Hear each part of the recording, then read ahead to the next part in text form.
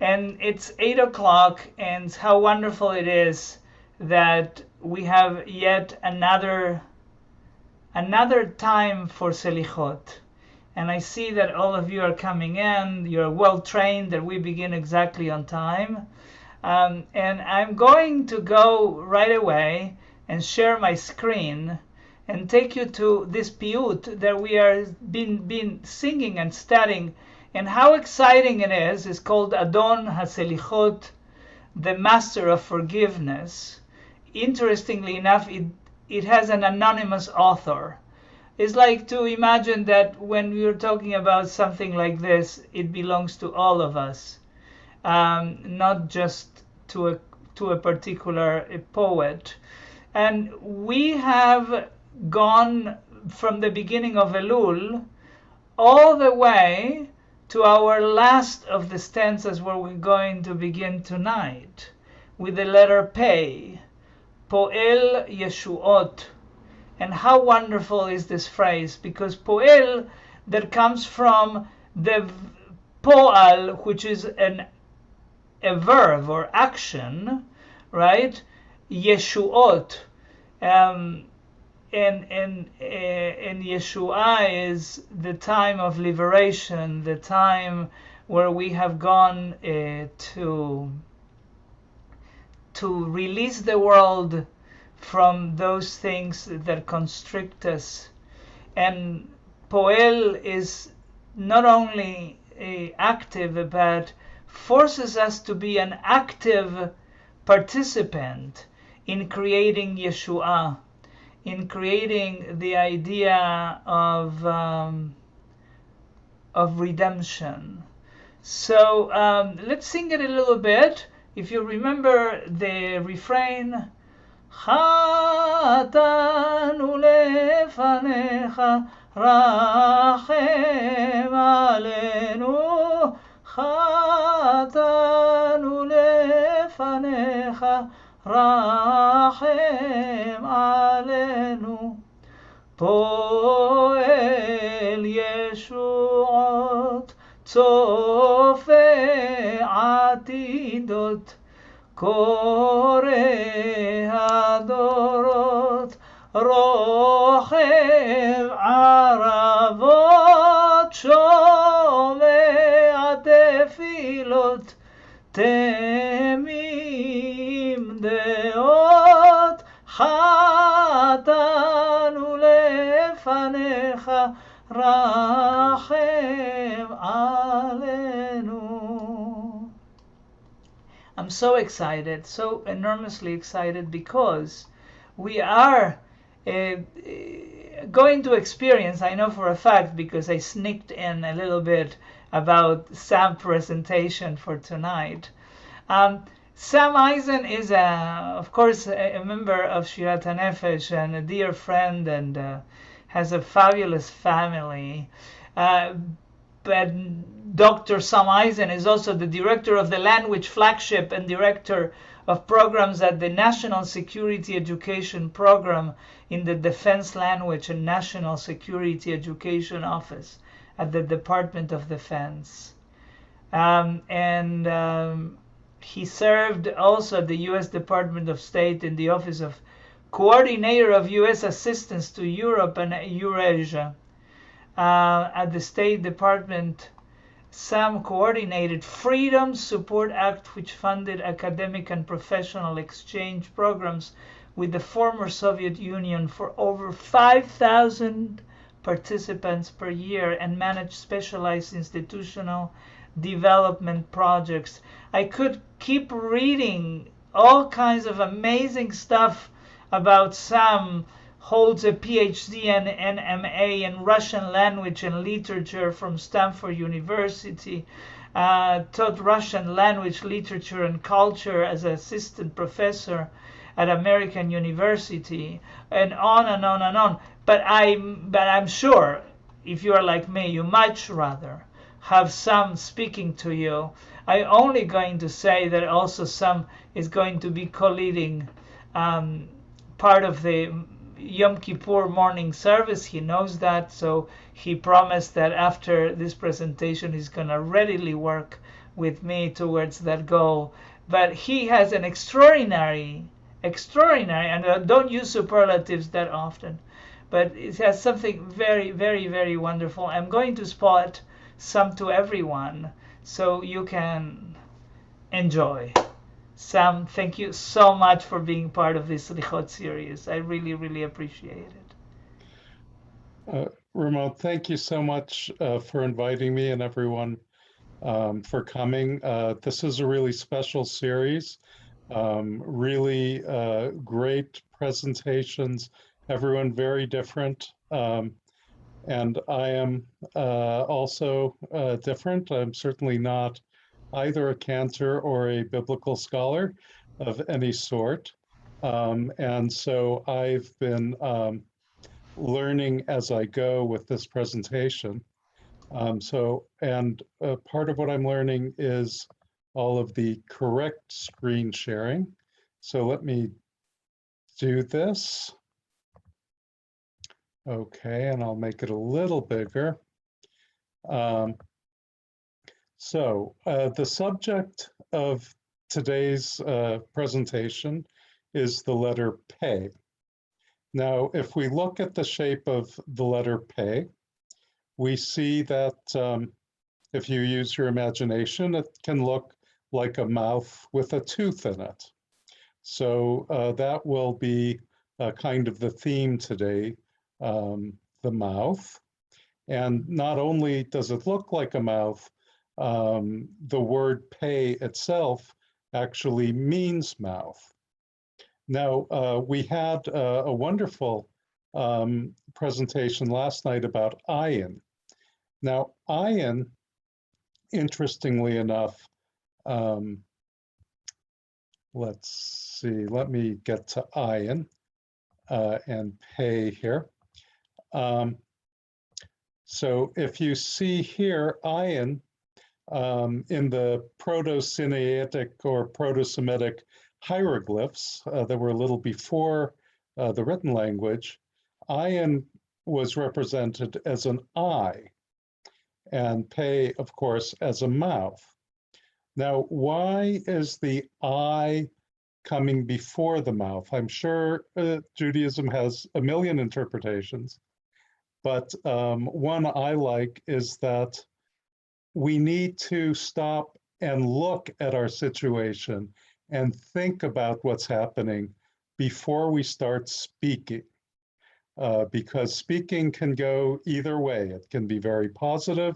As we know, as we atone on Yom Kippur, we know it can be very negative. So it's definitely a double-edged sword. So let me go back to the presentation. Here we are. And I want to talk a little bit more about some of the words that begin with the letter Pe, because we have some really important holiday items. Of course, Pesach begins with Pe. And what do we do on Pesach? Well, we tell the story of the Exodus from Egypt and slavery in Egypt, and we are commanded to tell a story, which is all about speaking and language. Purim is a Pe, but I have no idea what it has to do with the mouth, except that we eat hamantashen. So I'll leave Purim at that and go to what is more relevant, which is that Pe stands for Panim, Punim in Yiddish, but it's the face. So why is the face plural in Hebrew? Again, one explanation is that the face is not just one thing. We have many faces, many expressions, many feelings. The face is always changing. So our face is really faces. And, you know, we have to take stock of that. And in the high holidays, we go face to face, Panim el Panim, with God and with others, to have a connection and a conversation or repentance. In the Torah, Moses, I believe, is face to face with God in different places, and Jacob face to face with the angel. So this connection is very important and very relevant to the high holidays and preparing for the high holidays. And, you know, speech is so powerful. Let me move on here. Oop. It's very sensitive to touch. There we are. Speech is very powerful in the Torah. In creation, God said, "Let there be light," and there was light. The word of God is action and power and creation, and that's very powerful. And of course, when man has speech, there are many different things that people can do with speech. And one of the things I was really puzzling over, and that was kind of what I wanted to take as the center of this discussion, is what on earth is happening in the Tower of Babel. So I'm just going to read very briefly the Tower of Babel story, just to remind ourselves. Now, the whole world had one language and a common speech. As people moved eastward, they found a plain in Shinar and settled there. They said to each other, "Come, let's make bricks and bake them thoroughly." They used brick instead of stone and tar for mortar. Then they said, "Come, let us build ourselves a city with a tower that reaches to the heavens so that we may make a name for ourselves. Otherwise, we will be scattered over the face of the whole earth." But the Lord came down to see the city and the tower the people were building. The Lord said, "If as one people speaking the same language they have begun to do this, then nothing they plan will be impossible for them. Come, let us go down and confuse their language, so they will not understand each other." So the Lord scattered them from there all over the earth, and they stopped building the city. That is why it is called Babel, because there the Lord confused the language of the whole world. From there the Lord scattered them over the face of the whole earth. So to me, it's still in a way so puzzling. I understand that using one language, people became too powerful and attempted to rise to the heavens, attempted to do things that were properly maybe only for God. And maybe God felt that they weren't ready for that. But that power of language, that God felt that man had to be scattered and different languages created to dilute the power of language is very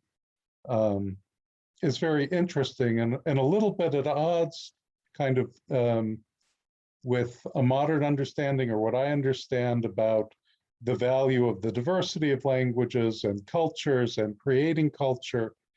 So it really is a puzzle, and we'll come back to this, but I think the fact that Babel is, of course, now in modern day Iraq is also, very relevant and pertinent. So let me go. Now, one thing I found out that really fascinated me is that in Islam does not include the Tower of Babel story. Instead, the Quran states, and of his signs is the creation of the heavens and the earth and the diversity of your languages and your colors. Indeed, these are signs for those of knowledge. So in Islam, we have this idea that the diversity of language, the diversity of people, adds to our knowledge and adds to what we can know.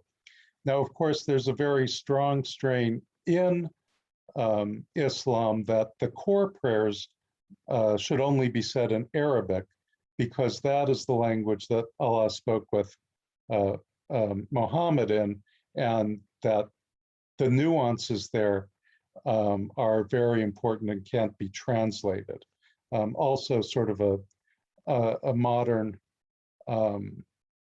idea. So there's a real juxtaposition there that I find interesting. Of course, historically, of course, if you do history of religion, they're very different times that these texts were written down in. So I want to bring in what I do professionally, which Ramon mentioned. I work at the National Security Education Program. And the purpose of the program, it was created by David Boren, Senator Boren, in 1991, when he saw that we had a very fractured world that most Americans do not understand much of. It's impossible to understand all of it, but he realized that we needed to educate students and young people in languages and regions and cultures, and then try to bring that knowledge and understanding into government to help us with all the challenges that we face. And maybe even more important now than then. So the programs, for those of you who have children and grandchildren of the right age, are the Boren Scholarships and Fellowships for undergraduate and graduate students that can send you to study a strategic language overseas for up to a year, and then you have special hiring authorities to come back and serve in the federal government. The Language Flagship, which is an experiment, a successful experiment to bring undergraduates of all majors up to professional level proficiency in Arabic, Chinese, Russian, Korean, Persian, and Portuguese, Brazilian Portuguese. And the students study their major at their university, take intensive language, and then go overseas for a year where they do classes and internships in the language overseas, and we'll see one of those students. And then we also have an initiative for ROTC Project Go, Project Global Officer, which mostly sends ROTC students either domestically or overseas to study language and culture intensively. And so that they get that cultural background before they commission as officers.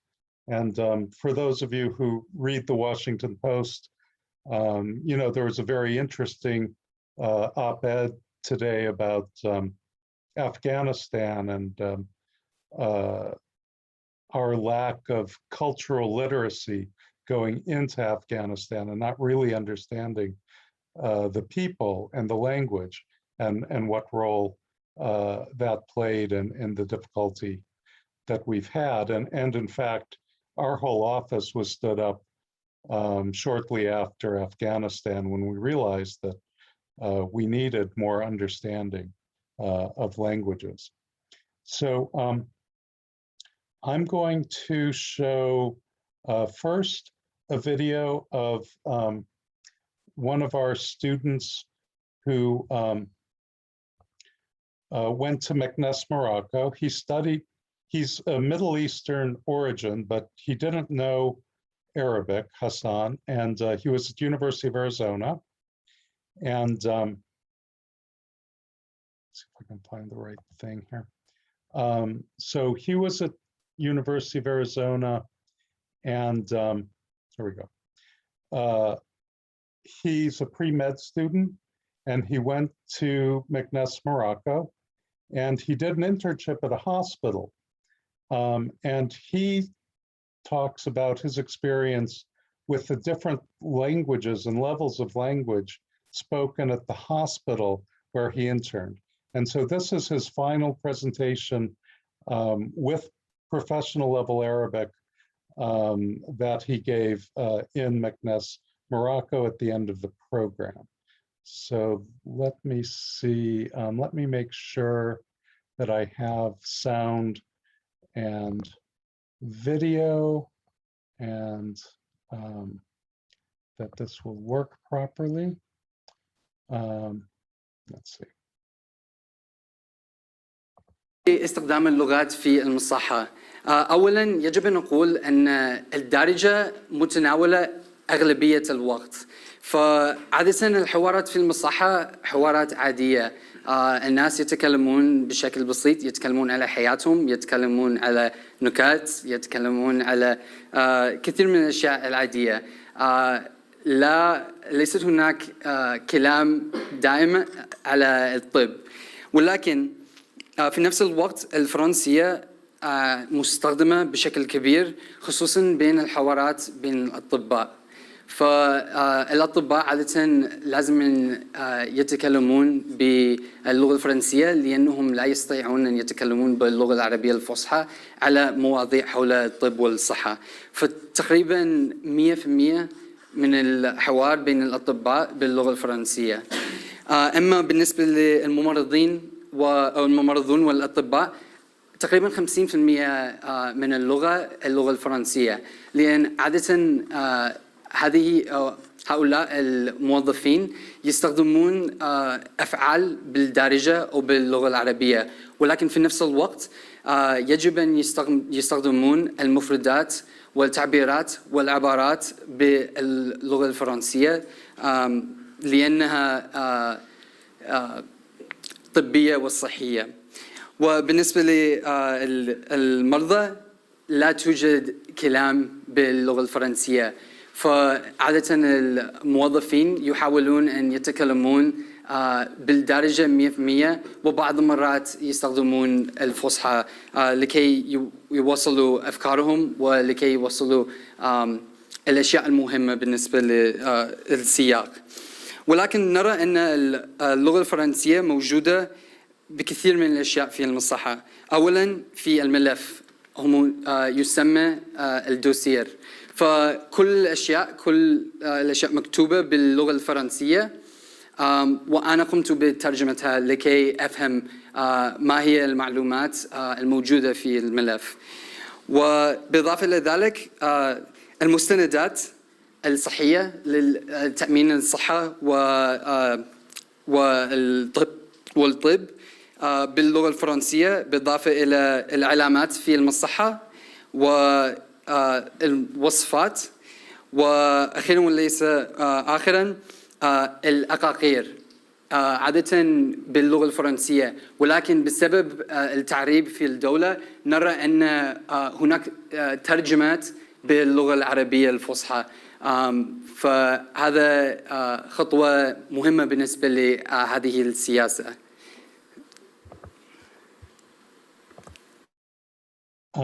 So you can see the level of language that these students get. You know, we were told that undergraduates could never do this, but in fact they can. And what's really significant about what Hassan was talking about was that it really gets to the absolute center of the culture and politics of Morocco, because French is the language of the colonial period, but in the 40s and 50s, the Arab world started trying to unite with formal Arabic, modern standard Arabic. But the fact is that each country, each region in Arabic has its own dialect, and that the dialect really is used very interactively with the formal language. And Moroccan dialect is about the furthest west and very different than Egyptian or Levantine or Gulf Arabic. So it's a very special thing. So the fact that they're still trying to sort out in a hospital situation which language they're using really gets to the center of the culture. And then this next video, if you'll bear with me here, let me see if I can bring this up. I need to, let me see if I can, right, let me just try to get rid of that. Okay, sorry about that. Okay, here we go. So this really, I really feel that preparing future officers for with culture and language, my hope is that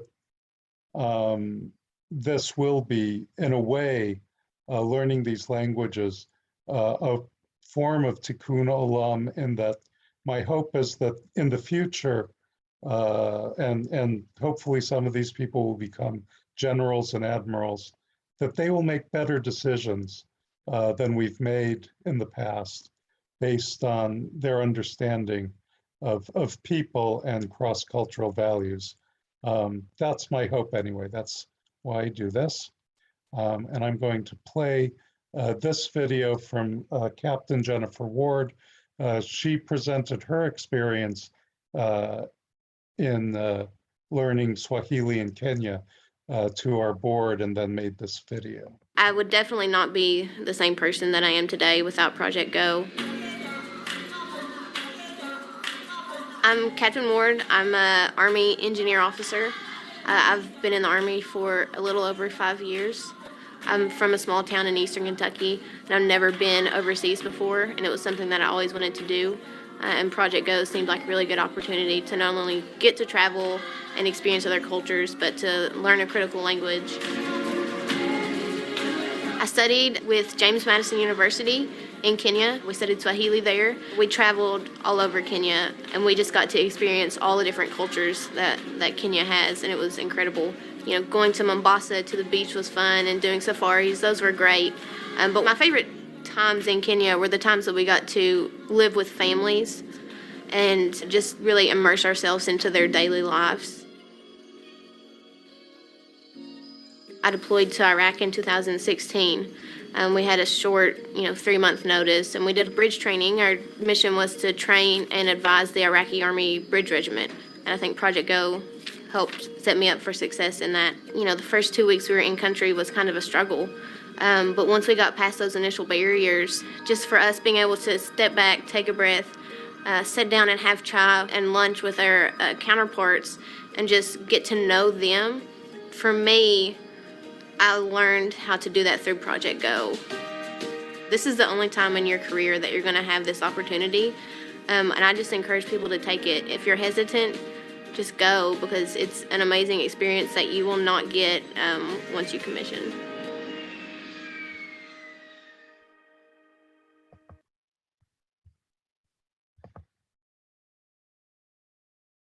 Yeah, so the experience is very powerful and very relevant for many of our students, and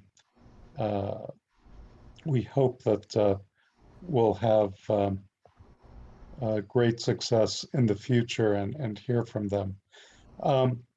So I'll end this with a little bit of Selihot music from Meknes, Morocco.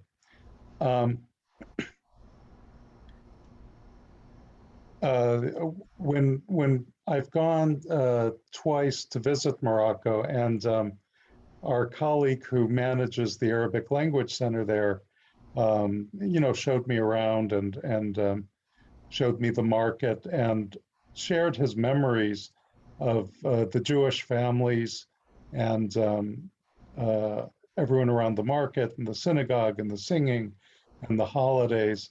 Many of the Jews of Morocco, of course, moved out in the 60s, 70s, but there's still a wonderful tradition and a wonderful tradition of music. And I will just switch one more time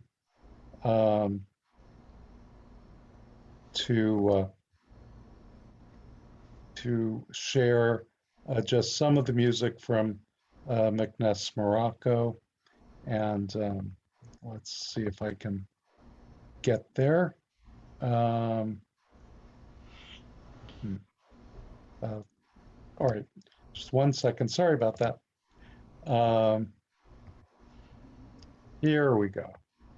Here we've got it. Now I'll share.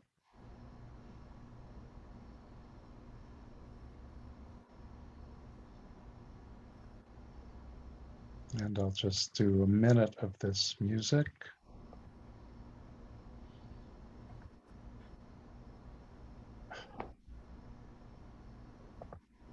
Mm-hmm. Okay, where is that it? Yes.